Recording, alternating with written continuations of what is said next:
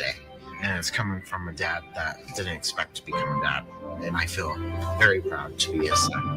That was what he needed, and he was what I needed. Every day is full of new opportunities. That's what it's been about, realizing the simple things that it takes to make such a huge difference in these kids' lives.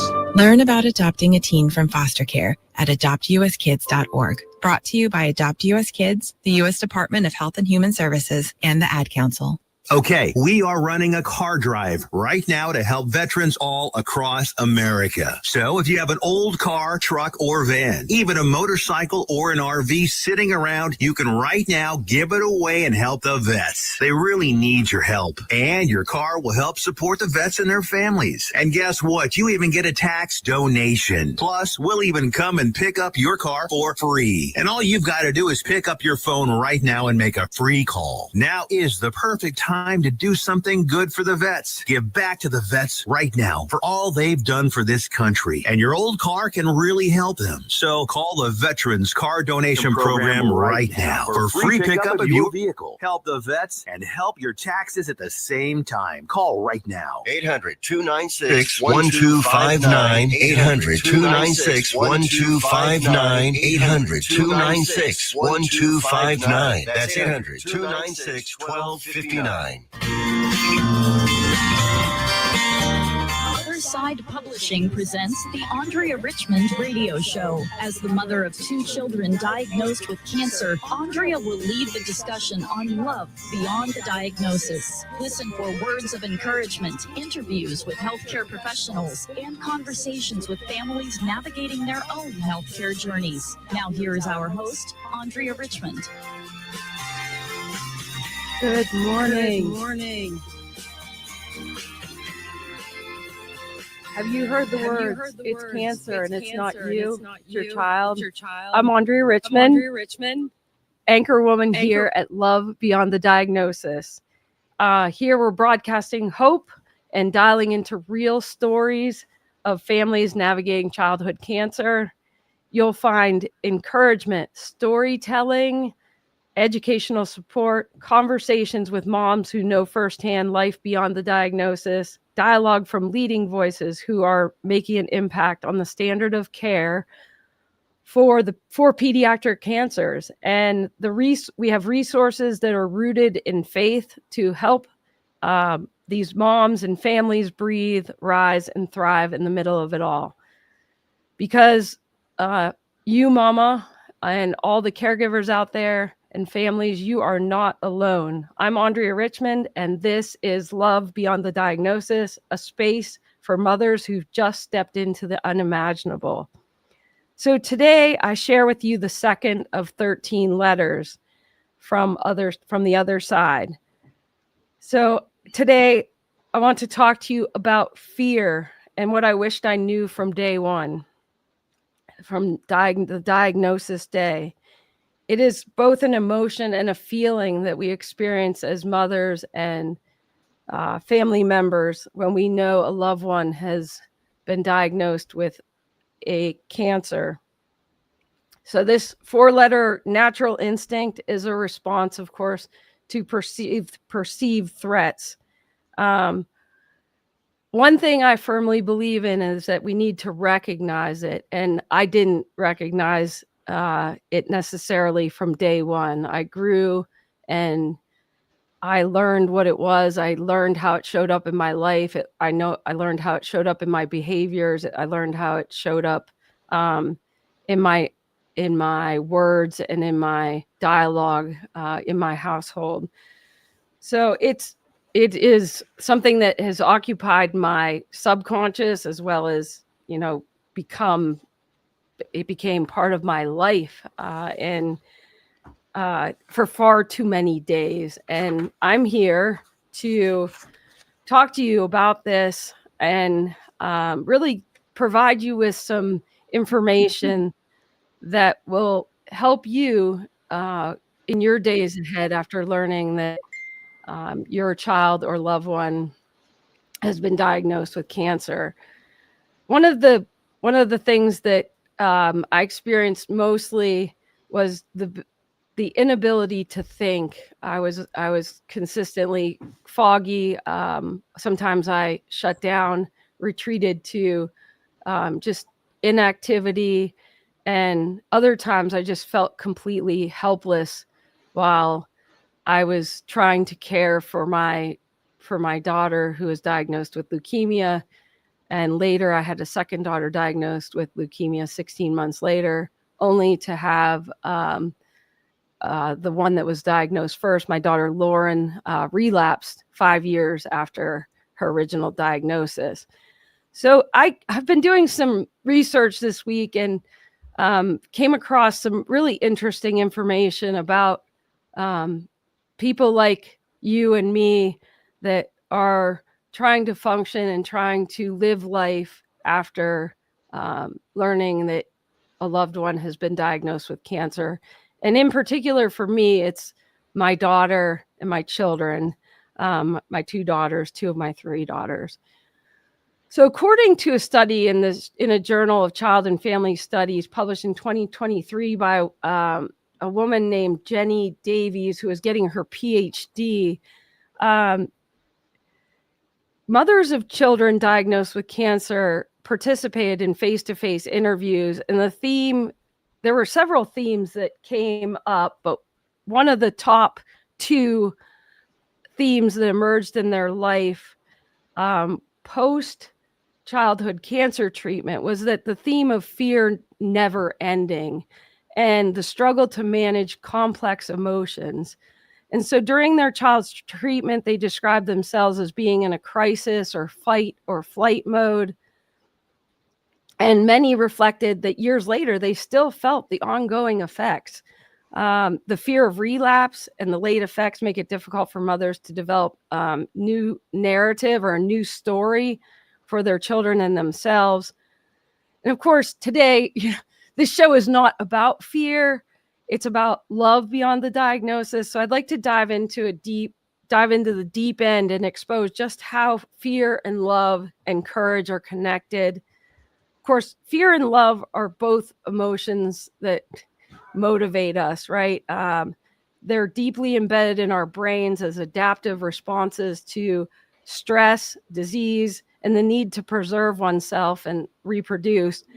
So love and fear, they're intricately connected, but they're not opposites. They influence our behavior, our relationships, our survival, and they share similar brain pathways together. So we can't have both of those emotions traveling in the same path at the same time, right? So we have a choice to choose.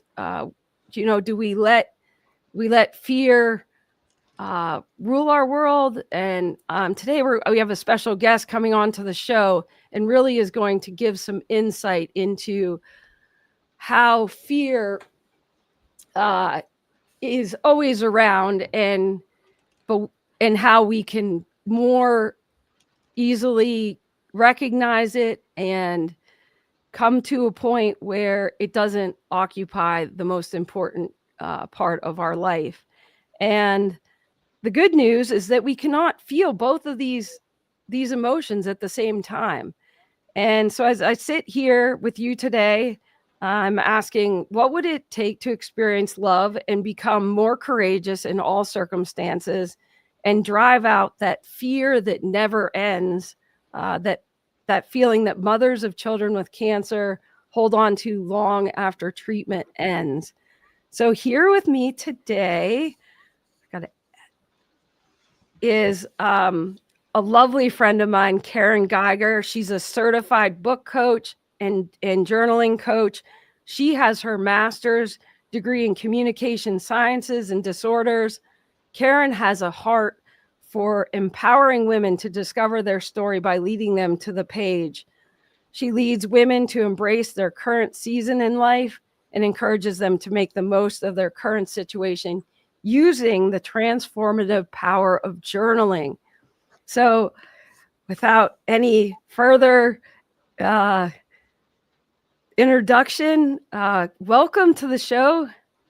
Thank Love you. Beyond the Diagnosis, Karen. Thank you, Andrea. It is so nice to be here with you this morning. I am really looking forward to our conversation.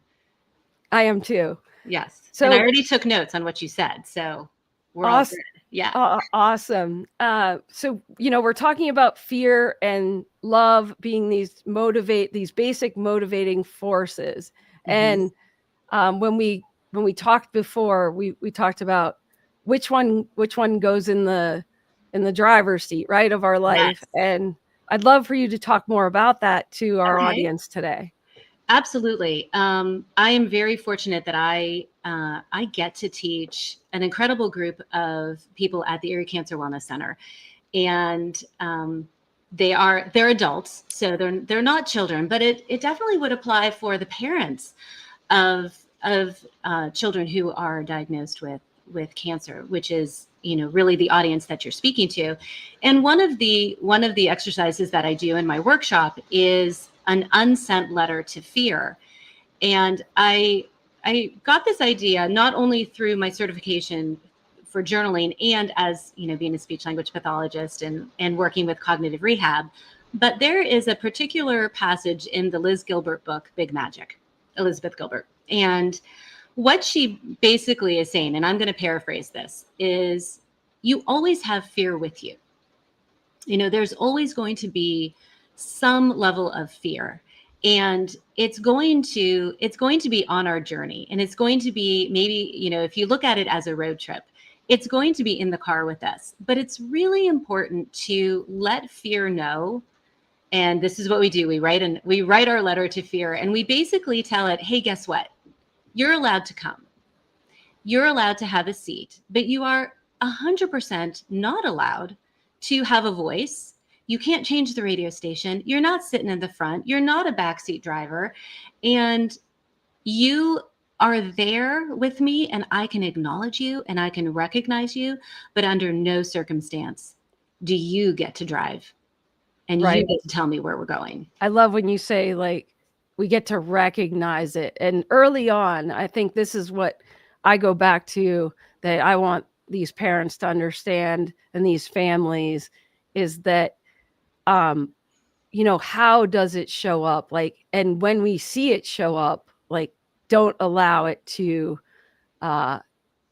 rule our life. And when we feel that panic or worry or that need to fight or be angry, or just maybe it takes you into a state where you just can't function, right? That in your world in the same capacity as you did before you learned that your child had cancer. And so I know I did my fair share of disassociating, where I shut down, and I had a lot of people around me picking up the pieces in my household. Like, I had my in-laws move in with me. My mom was there. They took my mother-in-law and my mother, I should say more clearly, where they traded shifts, because there is an amount of overwhelm that can take over. And I would have loved to have recognized and been able to be part of something that would transform, meet me where I was, right? In my thoughts, meet me and identify, like, what patterns was I living at that time? Right. And, get the help that I needed so I could live a more joyous life and more peaceful, and accepting the journey for what it was, and the days for what they were, instead of wanting tomorrow to come so badly, right? I definitely experienced that fear in the day that wanted me to always be in a different place. And it's a real feeling, and it's documented, in the literature. And absolutely. And I think what's important to understand too is the fear isn't always necessarily bad. It can also drive action. When you are a little fearful, sometimes you move a little faster, right? I mean, when you think of fight or flight, yeah. And so even when it came to even when it came to the girls' diagnoses, sometimes that is an acute situation. That is survival mode. You're in survival mode.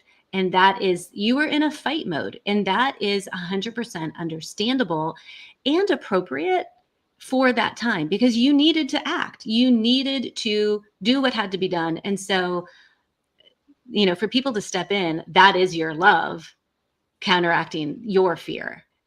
So within that, those are definitely two different sides of the spectrum coming in to help you in those moments of overwhelm.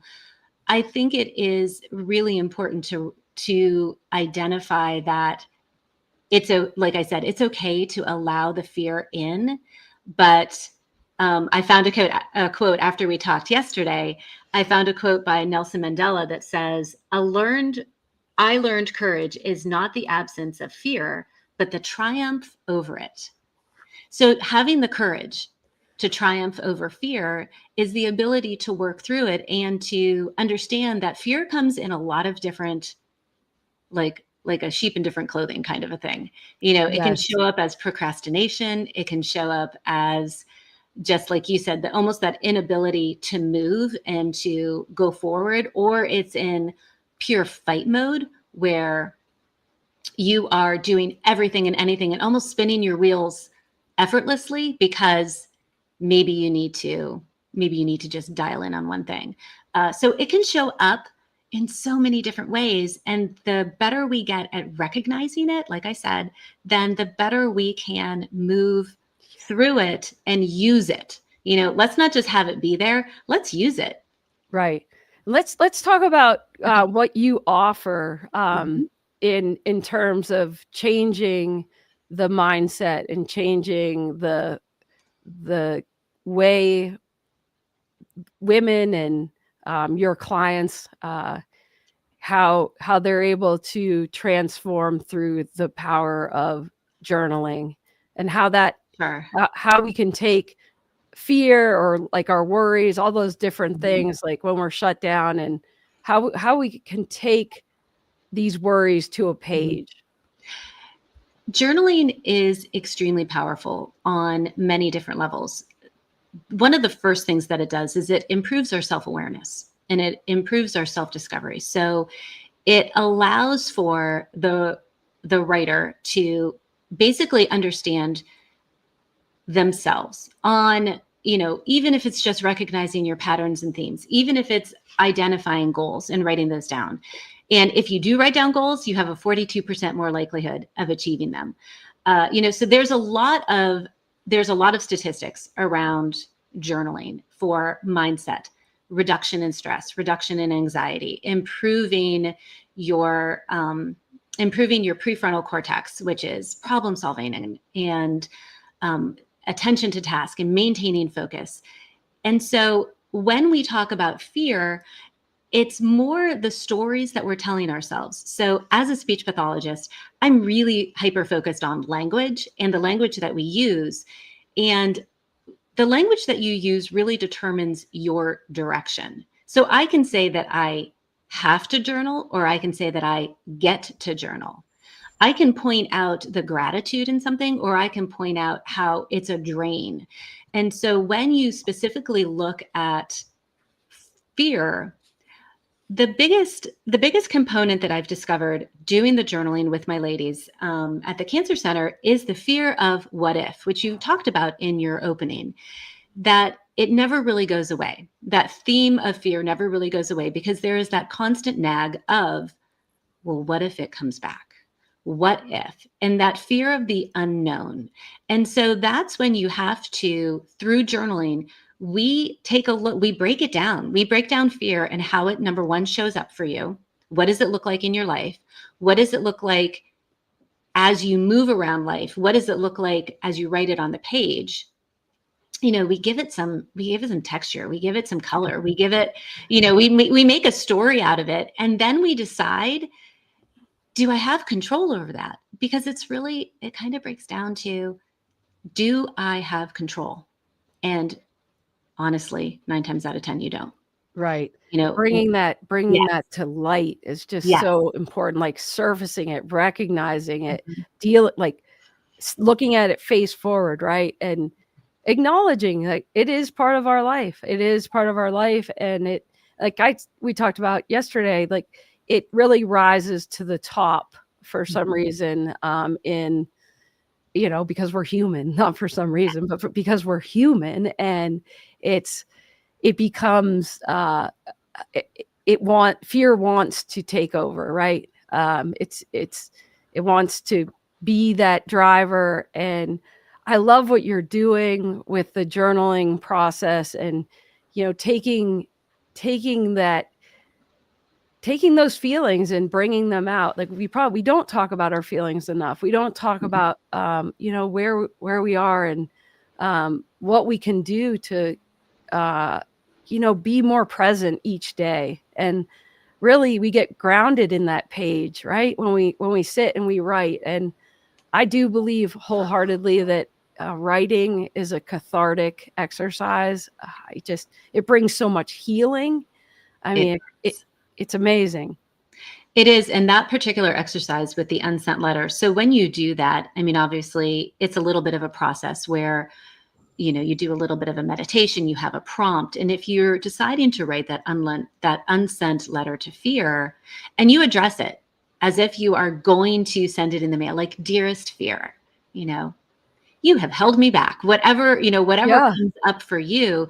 And that specific technique, which is a journal to the self technique, it's one of their 16 techniques, is labeled as a cathartic tool. It is something that is specifically designed to bring up emotion and to bring up something that you are trying to work through. And then the ability to have it tangible and tactile, the ability to see it in black and white, somehow takes some of the power away from it as well. So love this. Love this. You can Take the power away from fear and let us grow in love, right? Exactly. And, I love exactly, what you're doing to help others. You are a force of just great joy, and you have so much to offer, Karen. I'm so thankful for you coming into the studio today and joining us in this great space here, where, I hope that mothers are able to, see, their life more clearly, and that there is purpose in all that pain, and they can move through the feelings of fear, and, knowing that it's always going to be there. Gosh, sometimes I think when I show up for this podcast, I'm a little bit, it's so true. We have fear no matter what it is. It's, yes, a cancer diagnosis, but it's also showing up at the radio show, walking into that studio. And it isn't, when was the last time we always say, oh, hey, how you doing? What if we actually said to somebody, hey, what are you afraid of? What's holding you back? I mean, that would be hysterical, because it would actually make somebody stop and think and be like, wait, what am I afraid of? And I would dare anybody to say nothing, because it's just, no, it's all true. It's a very real part of our lives. Well, thank you so much for joining me this morning. You are a bright light in this morning sunrise. Right next to you. All right. Thank you so much, Andrea. Have a wonderful rest of the day. You too. So as we think about perfect love can drive out fear, and we were never meant to be enslaved to fear.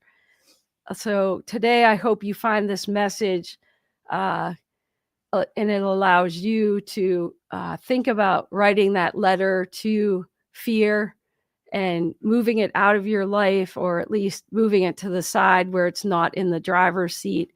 And it becomes a little bit farther from your consciousness, because if we let it be there right directly in our consciousness in our everyday life, it does manifest into, not things that we want to be, whether we're anxious or we're, not present, we're disconnected, we struggle to function. We're meant to grow from this fear. and we're meant to let love win. And we have this choice to become brave and to become courageous in spite of it all. So, the last segment of this show, I like to offer 3 anchors. Where there is love, there is hope, and hope anchors the soul. And so today, I want to offer an anchor to you, one of which I firmly believe in every day. In fact, I've put it on my Facebook as my line on my group, and it's, see miracles every day. There are miracles around us in the ordinary, and that helps us take that focus off of, the things that aren't so positive or that are fearful. And fear can grow loud in the silence, between the medical updates, but we have to allow ourselves to see the small miracles, the moments where we just are with our child and we're able to share time with them, like whether it's laughing about the smallest thing or we're doing ordinary things, sharing a meal, or we're playing games. And that's what I wish for all the moms out there, that, you're able to interact and not become paralyzed in spite of that fear that can show up. I was there, and I remember, sitting on the couch and watching my children play, and so desperately, wanting to understand like why I was the way I was. And so I think Karen offered us a lot of good insight into fear, and, write a letter to it, get it on the page. And I offer another practice to write down or voice record an ordinary moment and allow these moments to become love notes to your child and to your family and to yourself during this time. And the second anchor, before we close out today, we have 3, is that there's no greater resource than community. And if you're not sure how to get started, Karen Geiger, look her up. She has a website. She's on LinkedIn. I also have a coaching program for moms with cancer at AndreaRichmondCoaching.com. But when the pain runs deep and connection feels impossible, healing often comes through having conversations with others who can carry part of that load and expose parts of you that you might not think about on the daily. And, we don't ask each other, like, what are we afraid of every day? We might ask, how are you? But that's a very powerful question to ask. What is it that we are afraid of? And there are ways to allow to live and allow that fear to have its right place in our life. So I ask you, like, we understand that we can heal in community and that community can help us. Choose that one person this week to help you carry some of your burdens, and look into places where you can get support. There's ones in our community, Erie Cancer Wellness Center. So, and the third one is fear ends where eternity begins. And the greatest lie fear tells us is that death is the end. But those who love God, it's a crossing, not a closing. And holding that perspective doesn't remove grief, but it redeems us.